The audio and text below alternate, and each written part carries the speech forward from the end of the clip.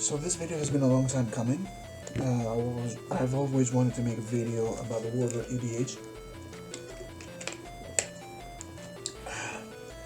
but I never had the time or the means, and now, as it so happens, I can finally make it happen. So welcome, this is the introductory video to the Warlord EDH format made by me. Don't worry. This entire box is not the format, it just houses my decks. The format itself is placed right here in those cards. I just take them out. Now, of course, I have uploaded them on the site. I have uploaded all the traits on the site. You can use them from there. The cards are not available. I only made them for my own personal use. And also, let me actually take out a deck as well. There we go.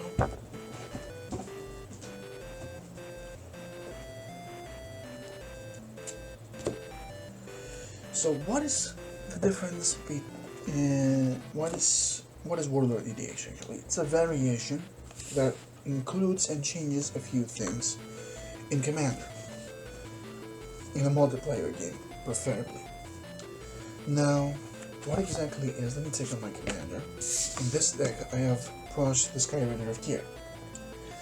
Now, the key difference in the Warlord EDH is that anything that references commander is changed to reference to Warlord. So basically, let's say cards like Fierce Guardianship, for example, it says if you control a commander, you can cast this. You can cast it without paying it or something like that. So it's instead of commander, like I said, it says if you control a warlord. That's the key difference. And the addition to it is the traits. The traits are abilities that are added to your warlord at the start of the game. Specifically, you get one of the traits, you generate 3 before the start of the game. Everyone gets 3, random selected, like that. You can either make them into cards, or you can generate them through dice or other generators. I'm actually working on a generator like that myself. And those abilities can range from anything from like giving your Warlord Flash, or giving him Delve, or Undying, or First Strike, or making him generate tokens that attack in combat, or exert him to gain an ability, Kicker, anything. Basically, a lot of stuff, a lot of different abilities that you can add, but you can only get 1. You get 3, but you only get to keep 1. Let's see, for example, here, I get to keep, I will add to Prosh the Wallace Blessing ability. So basically, this is an ability that is added to your Warlord in addition to any others he has already. And like this one, for example, it says you pay 3 mana and all your creatures get +2/+2, but you can only use it once per turn.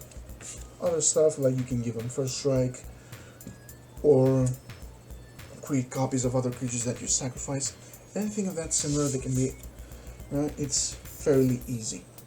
Now, the rest, of course, the ones that you did not keep and you choose not to use, they're discarded. They're removed from the game permanently. That way, even if they are powerful, no one else can use them. Basically, the game progresses as any other game, and basically it's only one man standing.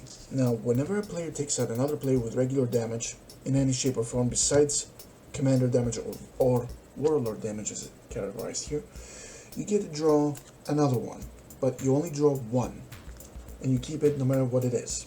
If it is useless or not, it doesn't matter.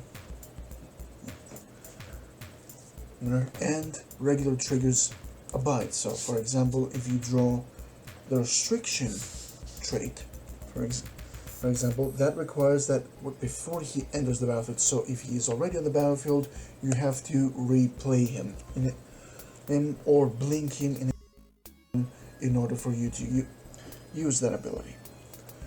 And like I said, excluding the Warlord damage, because on the Warlord damage, if you somehow take out a player with Warlord damage, you draw from the Kingslayer traits.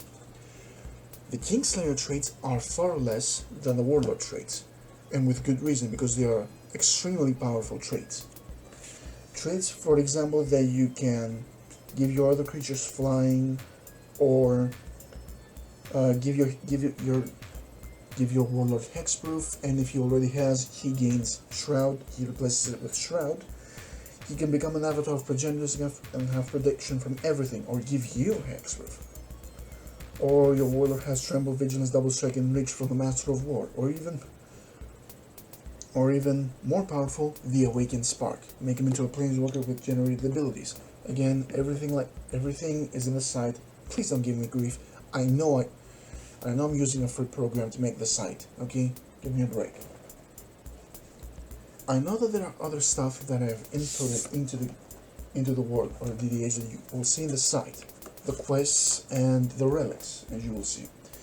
Those are not completely necessary, and as I played the format like that with a couple of my guys, we ended up ignoring the relics and the quests, so we just stick to the traits for the time being.